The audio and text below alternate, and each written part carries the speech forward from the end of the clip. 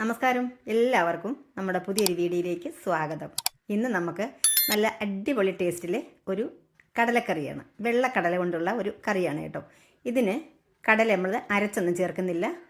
നല്ല കൊഴുത്ത ഗ്രേവിയോടെ കൂടി തന്നെ നമുക്കിത് ചെയ്തെടുക്കാൻ പറ്റും.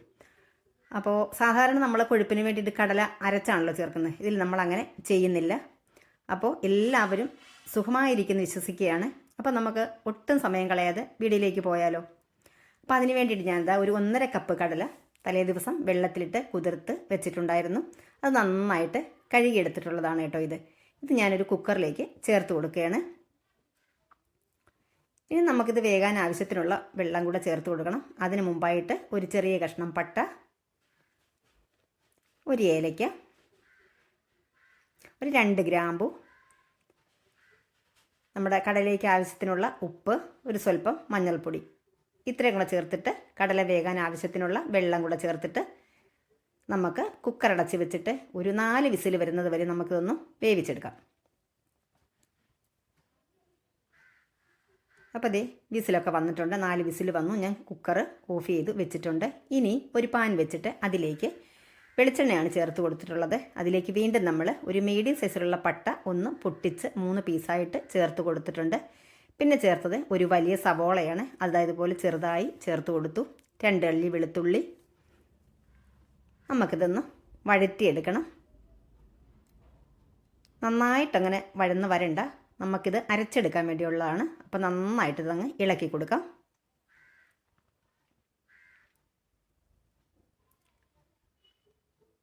നമ്മൾ ഈ പട്ടയൊക്കെ ഇങ്ങനെ അരച്ച് ചേർക്കുന്നുണ്ട്. നല്ല സൂപ്പർ ടേസ്റ്റാണ് കേട്ടോ. പുട്ടിനും ഇടിയപ്പത്തിനും അപ്പത്തിനും ഒക്കെ നല്ല അടിപൊളി ടേസ്റ്റാണ്. ഇനി നമുക്കിതിലേക്ക് ചേർത്ത് കൊടുക്കുന്നത് ഒരു കഷ്ണം ഇഞ്ചി. അത് ഒരു സ്വല്പം വലിയ പീസാണ് കേട്ടോ. അത് ഇതുപോലെ ചെറുതായിട്ട് കട്ട് ചെയ്തിട്ട് അതുകൂടെ അങ്ങ് ചേർത്ത് കൊടുത്തു. അതും കൂടെ ഇതിൽ കിടന്ന് നന്നായിട്ടൊന്ന് വാടി വരട്ടെ. നന്നായിട്ടൊന്നങ്ങ് മിക്സ് ചെയ്ത് കൊടുക്കാം. ഇനി നമ്മളിതിലേക്ക് ചേർത്ത് കൊടുക്കുന്നത് 2 മീഡിയം സൈസിലുള്ള തക്കാളിയാണ്.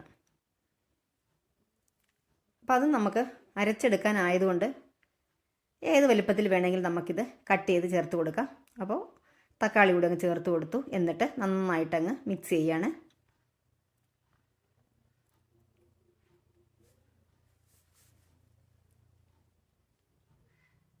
നല്ലോണം ഇളക്കി കൊടുക്കാം.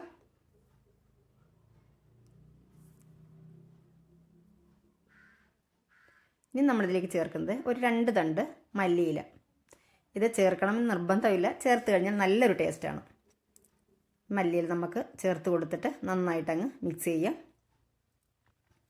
ഒരു മീഡിയം ഫ്ലെയിമിൽ വെച്ചിട്ട് ഇതൊന്ന് എല്ലാം നമുക്ക് നന്നായിട്ടൊന്ന് വഴറ്റിയെടുക്കാം.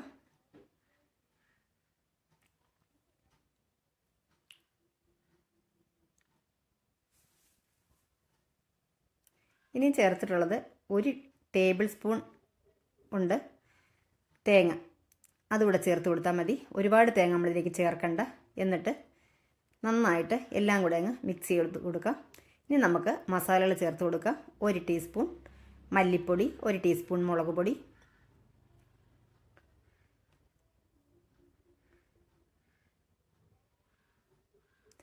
ഇത് ചേർത്ത് കൊടുത്തിട്ട് നന്നായിട്ടങ്ങ് മിക്സ് ചെയ്ത് കൊടുക്കാം.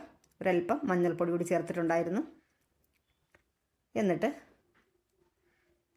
കരിഞ്ഞു പോകാതെ നല്ലവണ്ണം നമുക്കിതൊന്ന് ഇളക്കിയെടുക്കാം.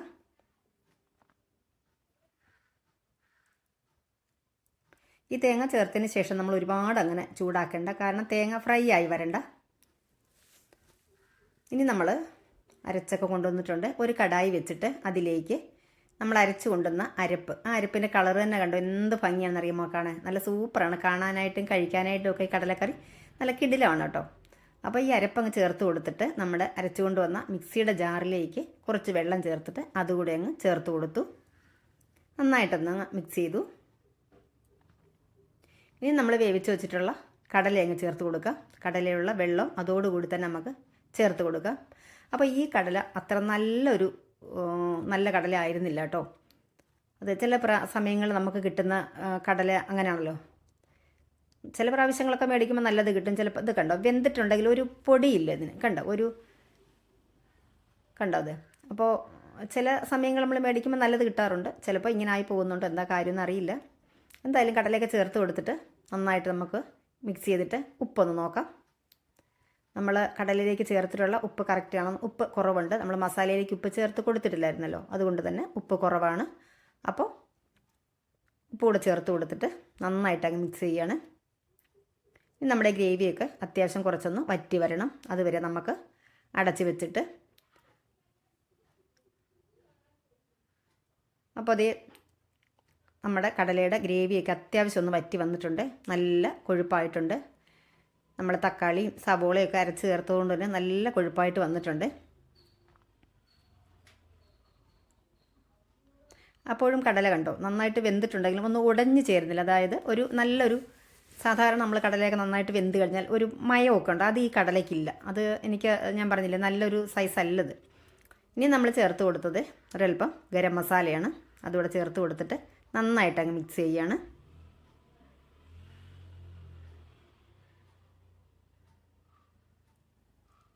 ഒരു ടീസ്പൂണോളം ഗരം മസാല ചേർത്ത് കൊടുത്തു.